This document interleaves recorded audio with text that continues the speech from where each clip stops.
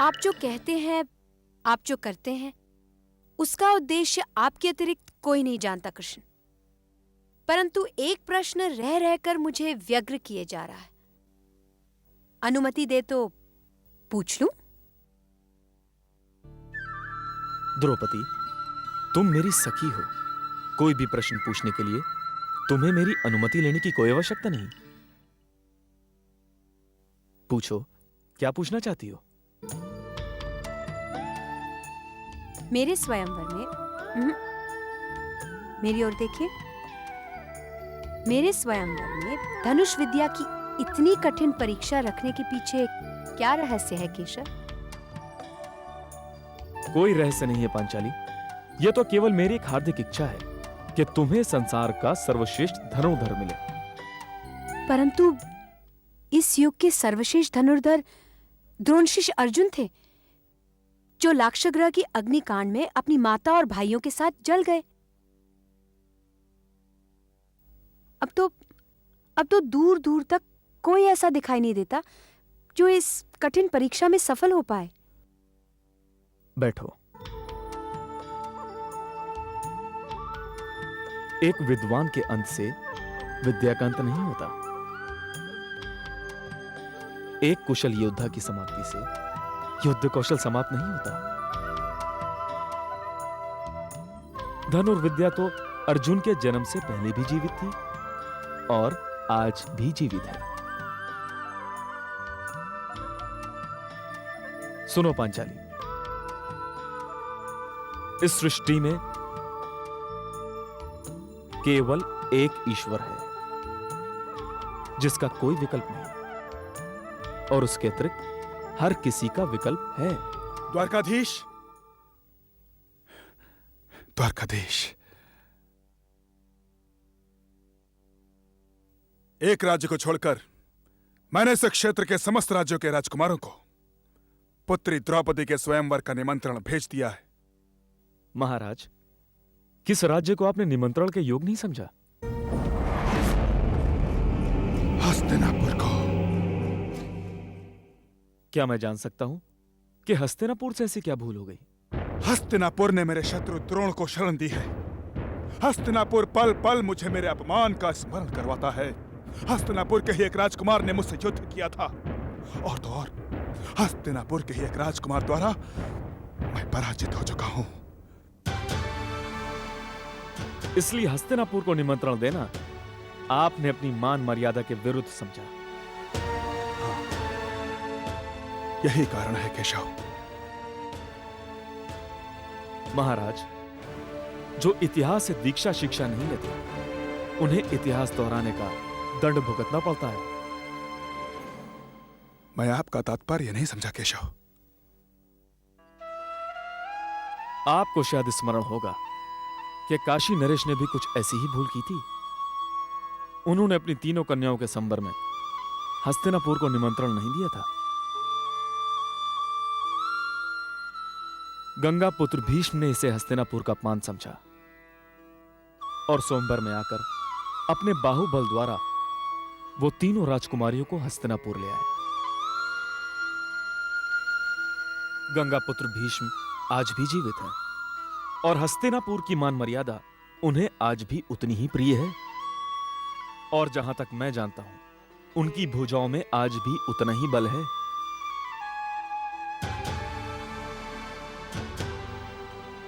क्या आप ये चाहते हैं कि वो कहानी फिर से दोहराई जाए?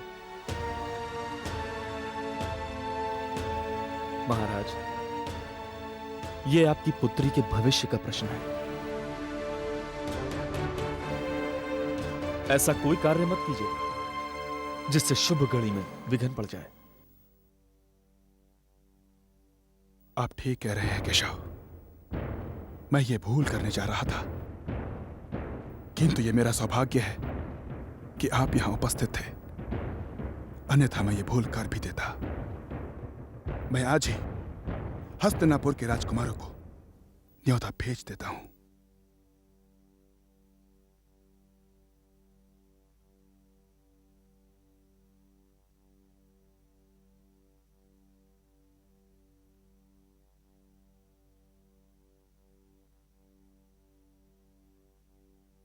ताजश्री, बैठो पुत्र। खड़े होने की कोई आवश्यकता नहीं। आप बैठिए ताजश्री।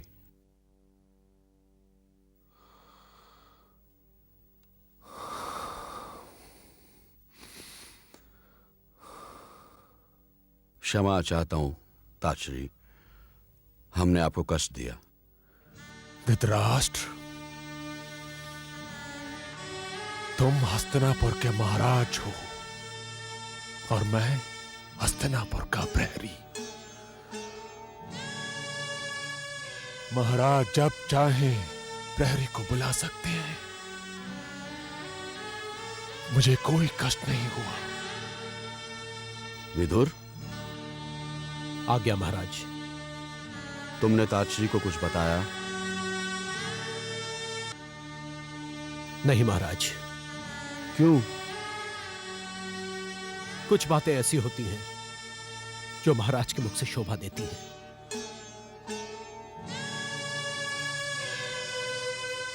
इसीलिए मैंने संकोच किया। ताजश्री आ गए हैं, अब आप ही बताइए।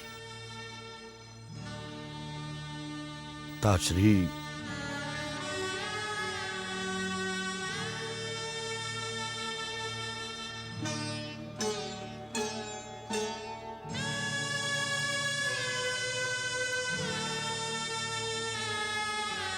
निसंकोच कहो पुत्र, जो तुम कहना चाहते हो।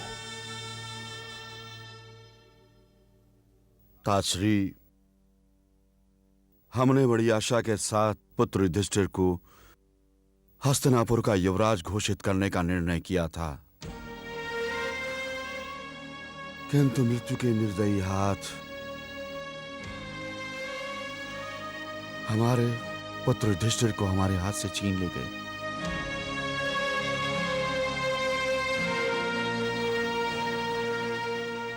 जानता हूं पुत्र, सब नियति का खेल है।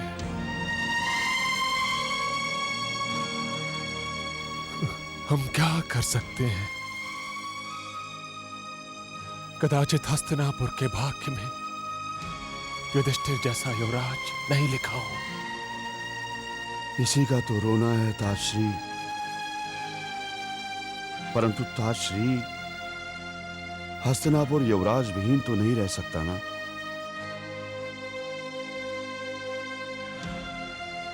और इस बात को अब बहुत अधिक समय बीत भी चुका है।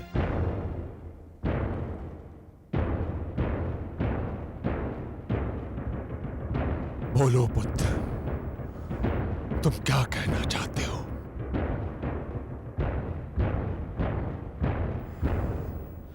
ताजश्री, यदि आपकी अनुमति हो तो पुत्र दुर्योधन को हस्तिनापुर का युवराज घोषित किया जा सकता है।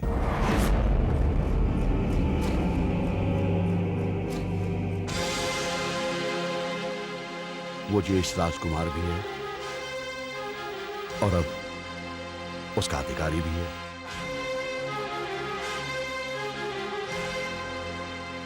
विदुर, तुम क्या कहते हो? आप दो बड़ों के सम्मुख मुंह खोलना मुझे शोभा नहीं देता। महाराज ने अपनी इच्छा मुझ पर व्यक्त की थी। मैंने उस समय भी यही परामर्श दिया था कि एक कार्य को करने से क्या लाभ होगा और ना करने से क्या हानि होगी। इन्हीं सब बातों पर विचार करके व्यक्ति को निश्चय करना चाहिए कि किस कर्म को करे और किस कर्म को ना करे।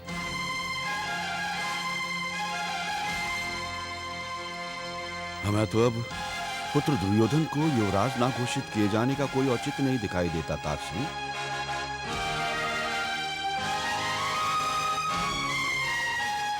क्षमा चाहते हैं ताजश्री, हमने तो निर्णय ले भी लिया है। बस केवल आपका अनुमोदन चाहती है।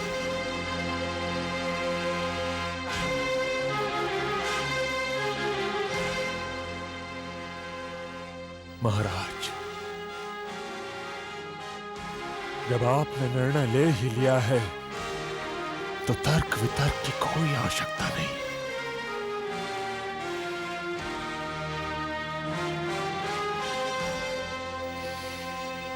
मेरा दायित्व तो हस्तिनापुर का, कुरुवंश का, उसके सिंहासन की रक्षा करना है। तो फिर विलंब क्यों किया जाए? औपचारिकताएं पूरी होती रहेंगी। विदुर, सबको सूचित कर दो। सर्वसम्मति से निर्णय लिया गया है कि दुर्योधन को हस्तिनापुर का युवराज घोषित कर दिया जाए।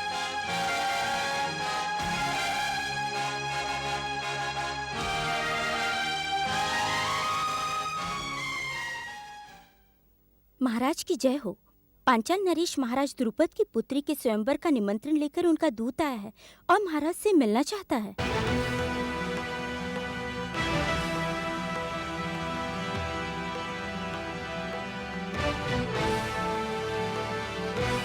भेज दो उसे।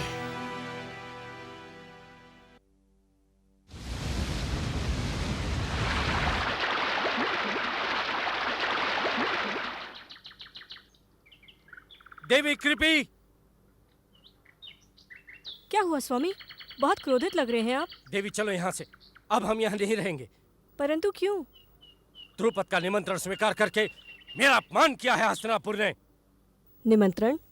किस उत्सव का निमंत्रण? द्रुपद अपनी बेटी द्रौपदी का स्वयंवर रचा रहा है। उसने हस्तिनापुर को सम्मिलित होने का निमंत्रण भेजा है और मुझे ये जानकर अत्यंत आश्चर्य और दुख हुआ कि मेरे गुरु भाई गंगा पुत्र भीष्म ने वो निमंत्रण स्वीकार कर लिया। मैं उनका विरोध तो नहीं कर सकता, किंतु मैंने ये निश्चय कर लिया है कि मैं हस्तिनापुर छोड़कर चला जाऊंगा। चलो मेरे साथ। आप जो आदेश देंगे वही होगा। शांत हो जाइए स्वामी, शांत हो जाइए। आप बैठिए स्वामी, शांत हो जाइए। यदि आपने हस्तिनापुर छोड़ने का निर्णय लिया है तो मुझे स्वीकार है, किंतु मेरा ये भी धर्म है, यदि आप कुछ भूल रहे हैं तो मैं उसका आपको स्मरण करा दूं। मैं कुछ नहीं भूल रहा। क्या भूल रहा हूं मैं? स्वामी, आप भूल रहे हैं। जब आपने धृष्टद्युम्न को शिष्य के रूप में स्वीकार किया था, तब आपने स्वयं ये निर्णय लिया था कि एक पीढ़ी की शत्रुता को दूसरी पीढ़ी तक ले जाना ज्ञानियों और विद्वानों को शोभा नहीं देता। हाँ, परंतु वो विषय दूसरा था। विषय भले ही दूसरा हो, पर तथ्य और संदर्भ एक ही था। स्वामी, यदि द्रौपदी आज स्वयं आकर आपके चरण छू ले तो क्या आप उसे आशीर्वाद नहीं देंगे? बोलिए। नहीं स्वामी, यदि हस्तिनापुर के राजकुमार द्रौपदी के स्वयंवर में भाग लेने जा रहे हैं तो उन्हें आशीर्वाद दीजिए कि वे सफल होकर ही लौटें। द्रौपदी को जीतने वाला आपका ही शिष्य हो सकता है, कोई और नहीं। क्या ये गौरव कुछ कम है?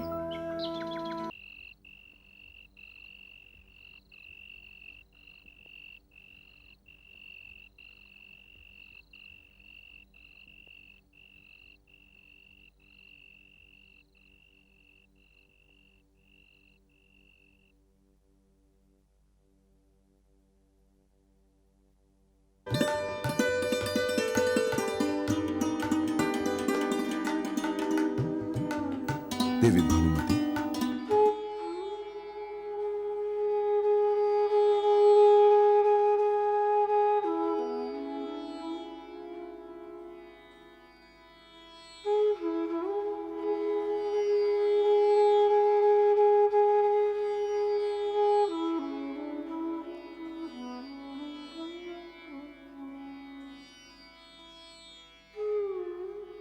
भानुमति,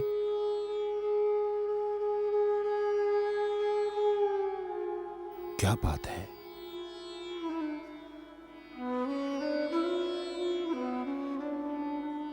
आपकी आंखों में अश्रु, किंतु क्यों?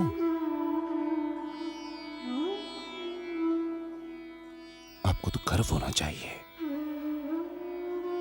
क्या आप हस्तिनापुर के युवराज की धर्मपत्नी हैं।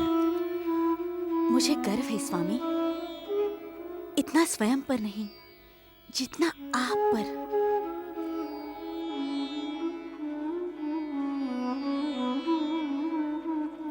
तो फिर ये अश्रु कैसे? मैंने कुछ और सुना है जिसे मुझे दुखी कर दिया है। क्या सुना है आपने? मैंने सुना है कि आप पांचाल नरेश की सुपुत्री। द्रौपदी के स्वयंवर में भाग लेने जा रहा हूं। ठीक सुना है आपने, किंतु इसमें आप क्यों दुखी हो रही हैं? स्वामी, क्या किसी नारी को ये सुनकर प्रसन्नता होगी कि उसका पति उसके रहते कोई और स्त्री को घर ला रहा है? नहीं। मैंने आपकी हर प्रकार सेवा की, आपको हर सुख दिया, स्वयं को आपके सुख के लिए समर्पित कर दिया। किया देवी, किया। तो फिर क्या कारण है कि आप द्रौपदी पर मोहित हो गए? भानुमति, तुमने अभी तक अपने पति दुर्योधन को जाना ही नहीं। द्रौपदी पर मैं मोहित नहीं हुआ। सत्य तो यह है कि मैंने अभी तक उसे देखा भी नहीं। मैं तो यह भी नहीं जानता कि वो कैसे लगती है। हाँ, तो फिर क्यों जा रहे हैं आप?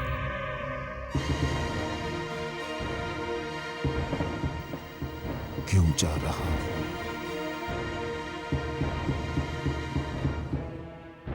मैं उस पांचाल नरेश द्रुपद से अपनी पराजय का प्रतिशोध लेने जा रहा हूं। मैं क्षण का आनंद लेना चाहता हूं जब मैं द्रौपदी को स्वयंवर में जीतकर उस द्रुपद को अपने चरण छूने के लिए विवश करता हूं। मेरा उद्देश्य विवाह नहीं है, केवल और केवल प्रतिशोध है। हाँ, केवल प्रतिशोध है। नहीं स्वामी, ये उचित नहीं है। प्रतिशोध की अग्नि दूसरे को जलाने से पहले स्वयं को जलाती है। प्रतिशोध की भावना छोड़ दीजिए, छोड़ दीजिए स्वामी। भानुमति, तुम मेरी धर्मपत्नी हो और तुम ही मेरी पटरानी बनोगे। जो उचित सम्मान तुम्हें मिलना चाहिए वो तुम्हें मिल रहा है और भविष्य में भी मिलता रहेगा। किंतु मेरे कार्य और मेरे निर्णय में हस्तक्षेप ना करें, यही उचित होगा। क्योंकि मैं अपना उद्देश्य जानता हूं और उसे पाने की क्षमता भी रखता हूं, और मैं उसे पाकर रहूंगा, पाकर रहूंगा मैं।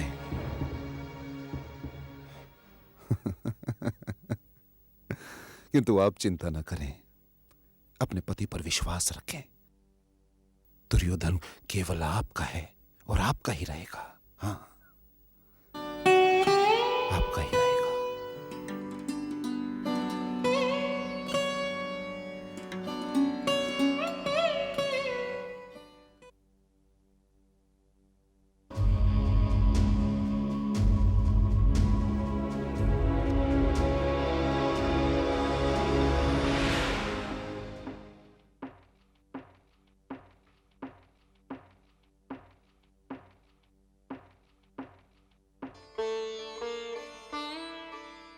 प्रणाम महर्षि।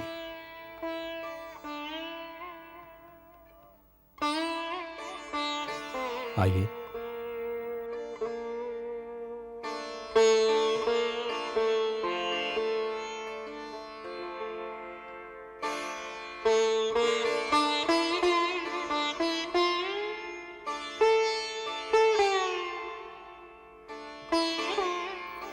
ये सब क्या हो गया विदुर?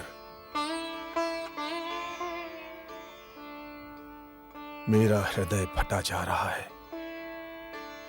लाक्षागृह, अग्निकांड, ये सब क्या था? मुझ पर तो कुंती और पांडु पुत्रों की मृत्यु का समाचार सुनकर मानो वज्र सा गिर गया।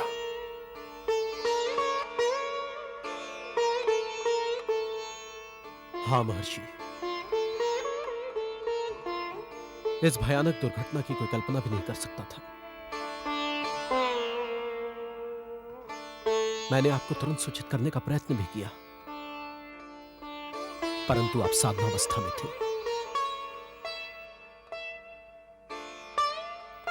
अनर्थ हो गया, महा अनर्थ। संपूर्ण हस्तिनापुर शोक में डूब गया। ताचरी मौन साधे हुए हैं। मैं भी अपने आप को अकेला पा रहा हूं। इस दुर्घटना ने मुझे इतने भीषण हत्याकांड को तुम दुर्घटना कहते हो? नहीं, मैं नहीं मानता कि यह दुर्घटना रही होगी। लाक्षागृह का निर्माण अवश्य किसी षड्यंत्र का फल था, और मुझे पूर्ण विश्वास है कि कुंती और पांडुपुत्र उसी षड्यंत्र का लक्ष्य बने थे। मुझे आश्चर्य है कि तुम्हारा ध्यान इस ओर क्यों नहीं गया। ध्यान अवश्य गया था महर्षि, अवश्य गया था, किंतु किंतु क्या? ध्यान गया था तो तुमने क्या किया? इतनी भयंकर घटना घट गई और तुमने कुछ नहीं किया। तुमने ये जानने का प्रयास किया कि ये आग कैसे लगी, किसने लगाई? महर्षि, ये लाक्षागृह हस्तिनापुर के शिल्पकार पुरोचन ने बनाया था। वही एकमात्र साक्षी था इस अग्निकांड का। उसी के पास सारे प्रश्नों के उत्तर भी थे, परंतु वो भी इस अग्निकांड में मारा गया, और उसी के साथ सारे प्रश्नों के उत्तर भी भस्म हो गए। परंतु मैं जो कर सकता था मैंने किया, और अब भी मैं वही कर रहा हूं जो कर सकता हूं। तुम क्या कर रहे हो विदुर? ये मैं जानना चाहता हूं। तुम क्या कर रहे हो? मैं तथ्य एकत्रित कर रहा हूं, घटना की जांच करवा रहा हूं। घटना की जांच? ये विदुर नहीं, हस्तिनापुर का महामंत्री कह रहा है। जांच? घृणा है मुझे इस शब्द से। इस शब्द में मुझे राजनीति की दुर्गंध आती है। ये राजनीतिक की जांच केवल इसलिए कराते हैं ताकि समय निकल जाए और लोग घटना को भूल जाएं। जांच केवल दोषियों को भाग निकलने के लिए समय देने के लिए की जाती है। मुझे तुम्हारी बातों से तनिक भी संतुष्टि नहीं हुई। मेरा यहां आना व्यर्थ गया। मुझे तो पहले ही केशव के पास जाना चाहिए था, और मैं उन्हीं के पास जा रहा हूं। इसके बिना मुझे चैन नहीं मिलेगा। महर्षि, महर्षि, तुम यहीं ठहरो विदुर।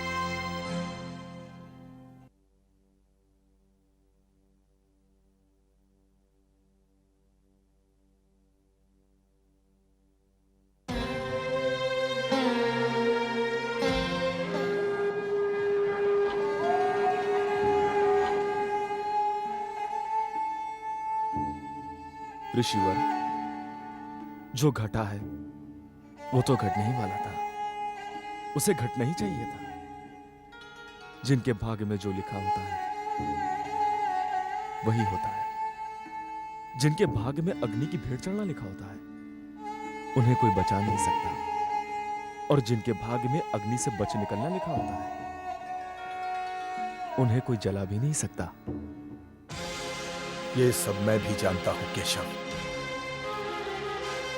किंतु बात जब अपनों की होती है तो दार्शनिकों से ये बातें भी मन को संतुष्ट नहीं करती। सब उस अग्नि में जलकर राख हो गया, सब नष्ट हो गया, किंतु मैं ऐसे भाग्य का खेल मानकर संतुष्ट नहीं हो सकता। ऋषिवर, आप व्यग्र मत होइए। आपकी पुत्रवधू और आपके 5 पौत्र जीवित हैं। क्या? हाँ महर्षि, लाक्षागृह की अग्नि उनका कुछ न बिगाड़ सकी। वे वहां से निकल चुके थे। केशव, क्या विदुर को यह ज्ञात है? अवश्य ऋषिवर, उनके बच निकलने में विदुर ने ही तो सहायता की। किंतु विदुर तो महात्मा विदुर, वे कुशल और संपूर्ण नीतिज्ञ भी हैं ऋषिवर। किंतु मुझसे छिपाने की क्या आवश्यकता थी? संभवतः वही जिसके कारण उन्होंने गंगापुत्र को भी कुछ नहीं बताया। पर कुंती और मेरे प्रिय पांडुपुत्र ये सब है कहां? मुझे उद्धव ने सूचना दी है कि वे सब सहकुशल हिडिम क्षेत्र से निकल चुके हैं और यही कहीं आसपास के वन क्षेत्र में हैं। मेरा हृदय उन सब से मिलने के लिए व्याकुल है। मैं शीघ्र पांडुपुत्रों से मिलना चाहता हूं। यही तो मैं भी चाहता हूं ऋषिवर, कि आप उनसे मिलें, क्योंकि एक कार्य केवल और केवल आप ही कर सकते हैं ऋषिवर। कैसा कार्य? पांचाल नरेश द्रुपद की पुत्री के स्वयंवर का आयोजन किया जा रहा है ऋषिवर। इस स्वयंवर में पांडवों का भाग लेना नितांत आवश्यक है, क्योंकि यह स्वयंवर एक नए इतिहास का आरंभ होगा। सच पूछिए ऋषिवर, तो मैं आपके ही आने की प्रतीक्षा कर रहा था। मैं चाहता हूं कि यह सूचना आप उन्हें दें। अपनी बातों का रहस्य केवल आप ही जानते हैं केशव। मुझे तो ये बता कर कि मेरे पांडुपुत्र जीवित हैं, आपने मेरी सारी व्यग्रता दूर कर दी। लोग इसीलिए तो आपको नारायण कहते हैं। अब तो मेरा हृदय सबसे पहले अपने पांडुपुत्रों से मिलने के लिए व्याकुल है। मुझे आज्ञा दीजिए केशव।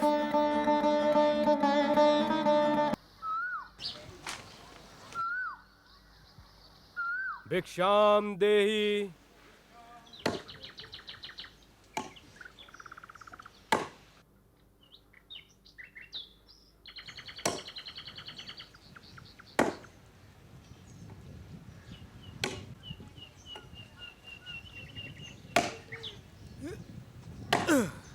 भिक्षाम देहि, भिक्षाम देहि। अरे क्या सवेरे सवेरे भिक्षा मांग रहा है? इन भिक्षुओं ने तो जीना दुर्लभ कर दिया है। चलो आगे बढ़ो।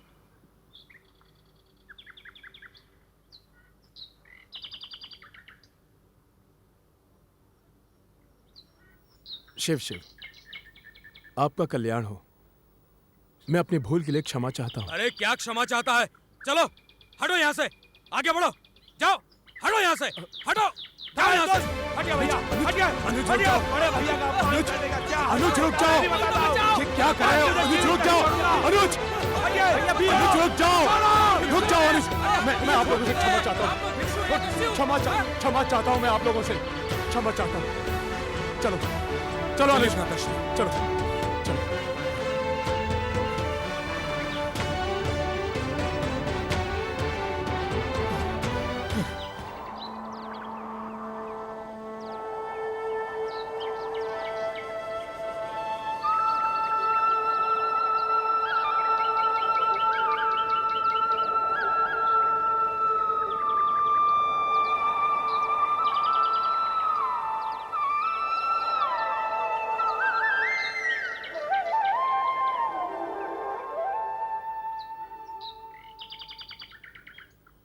अरे आज तुम सब बहुत शीघ्र आ गए। लगता है कुछ ही समय में सारे दिन की भिक्षा प्राप्त हो गई है।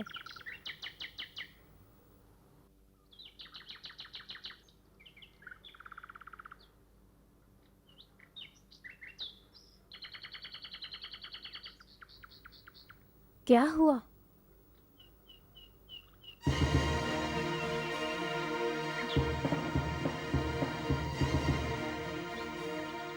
क्या हुआ भीम?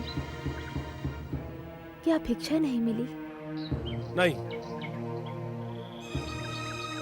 भिक्षा तो नहीं मिली, परंतु जीवन भर का अपमान अवश्य मिल गया। क्या हुआ?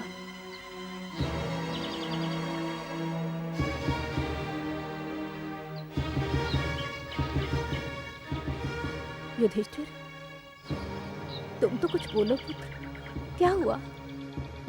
कुछ नहीं माताश्री, हम भिक्षा लेने गए थे तो किसी ने झड़क दिया। बस इसी बात पे भीम को क्रोध आ गया।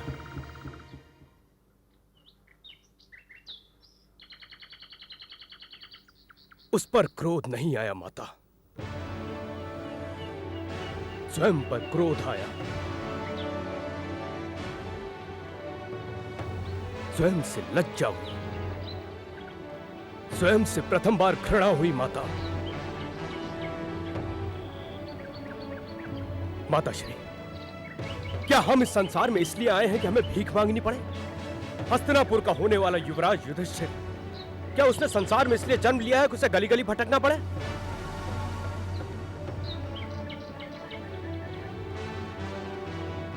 सहस्त्र हाथियों का बल रखने वाले भैया भीम, क्या वे इस संसार में इसलिए आए कि उन्हें साधारण गृहस्थों के समक्ष अपने हाथ फैलाने पड़े?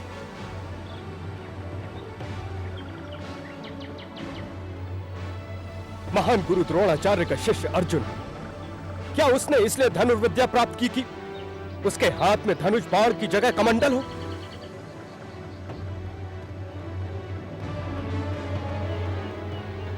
नकुल, सहदेव, क्या उन्हें कोमल और सुंदर शरीर की प्राप्ति इसलिए हुई कि उसे धूप में जाकर जलाएं?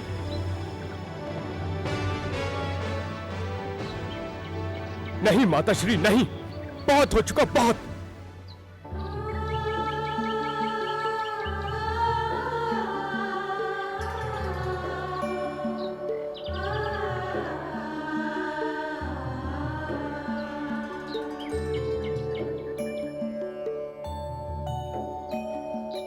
ये तुम मुझसे कह रहे हो पुत्र, तुम कह रहे हो,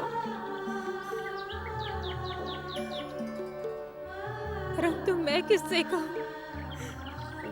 कि मुझ पे क्या बीत रही है?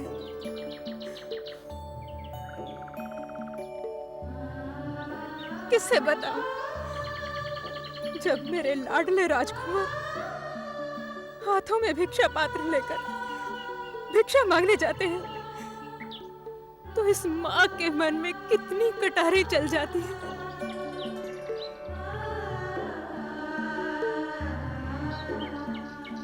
पुत्र, आंखों से तो अश्रुओं को रोक लेती हूं मैं, परंतु मन से तो हाय निकल ही जाती है ना।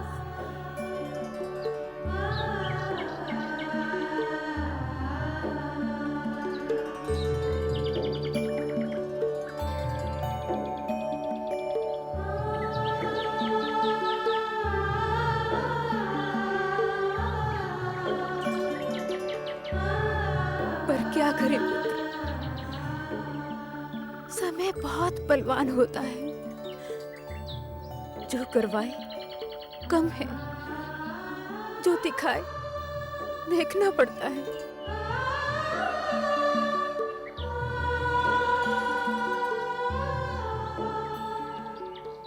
मैं भी तो सब कुछ चुपचाप सहन कर रही हूं ना।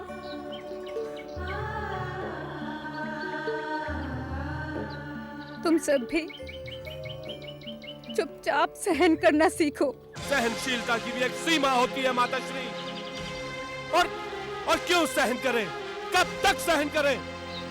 जब तक काका श्री विदुर का संदेश नहीं मिलता। ना जाने कब मिलेगा उनका संदेश।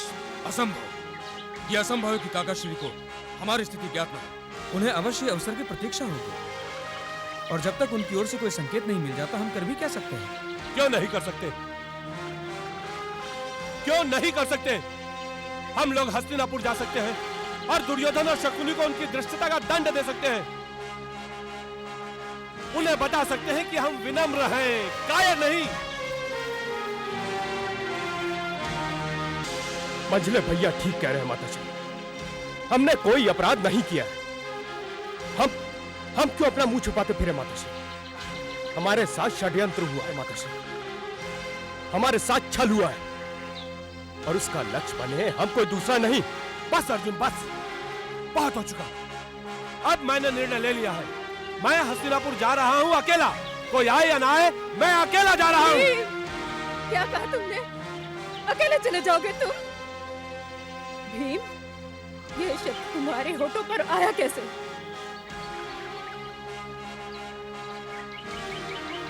आज तो कह दिया है खुद, परंतु आज के बाद इस घृणित शब्द को दोबारा अपने मुख से मत निकालना।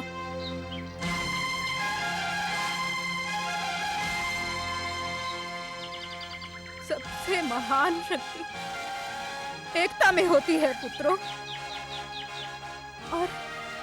और तुम सबकी शक्ति तुम पांचों की एकता में है। सदैव स्मरण रहे, तुम जो करोगे पांचों मिलकर करोगे।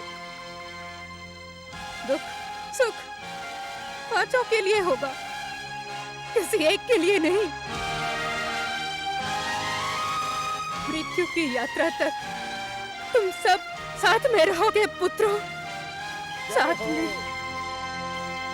जय हो, जय हो। हे ईश्वर, तेरा कोटि कोटि धन्यवाद जो तूने आज इन सबको एक साथ एक ही स्थान पर जीवित और सकुशल दिखा दिया। प्रणाम ऋषि। दीर्घायु हो, दीर्घायु हो, चिरंजीवी हो। आइए ऋषिवर, आइए।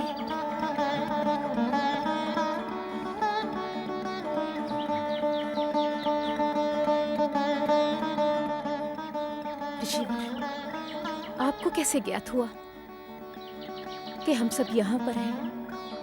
क्या विदुर ने आपको बताया? नहीं, विदुर ने मुझे कुछ नहीं बताया। मुझे तो केशव ने तुम्हारे जीवित और सुरक्षित होने की सूचना दी।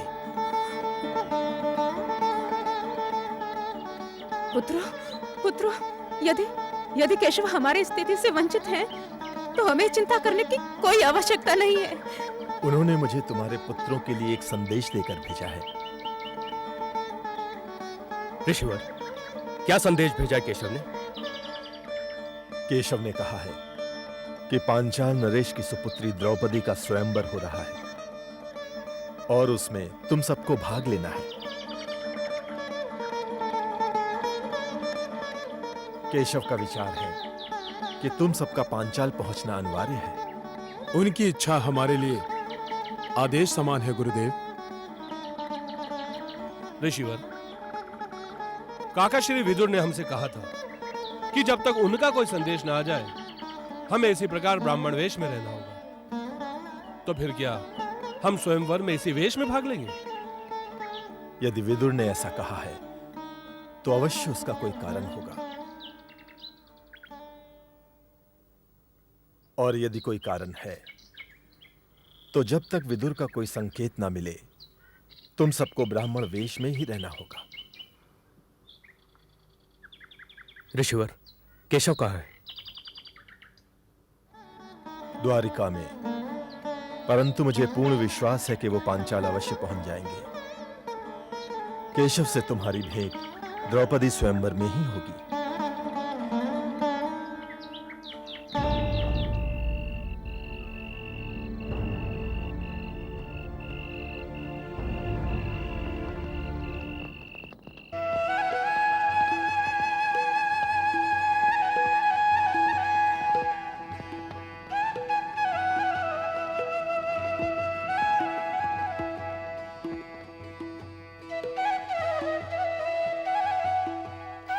पांचाली।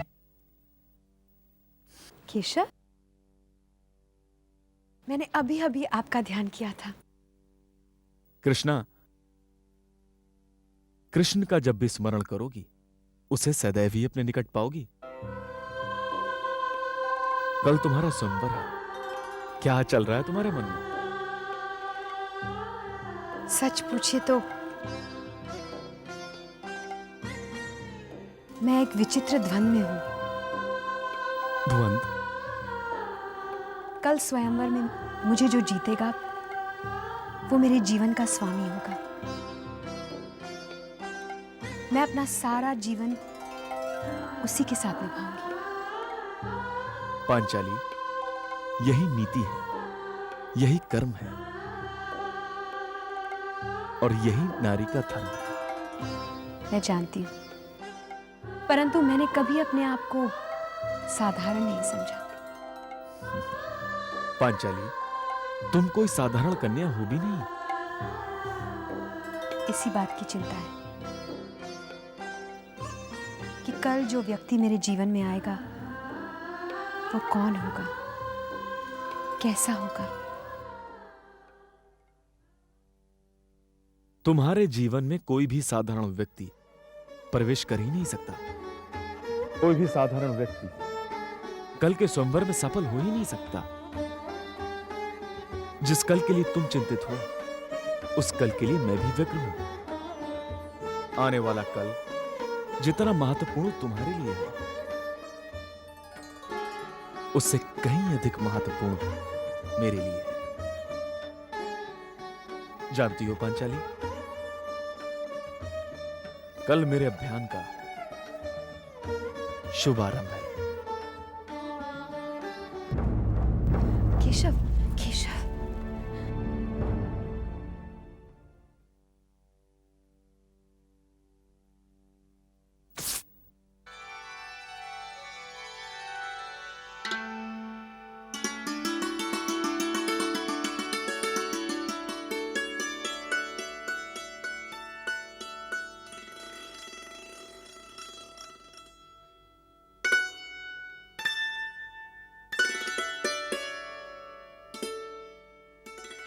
पांचाली, आज का ये दिन, ये क्षण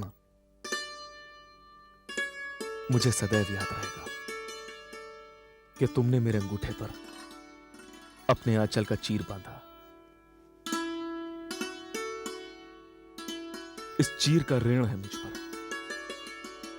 और ये ऋण मुझे सदैव स्मरण रहेगा। मैं इसे कभी नहीं भूलूंगा पांचाली। ये कृष्ण का वचन है तुमसे पांचाली।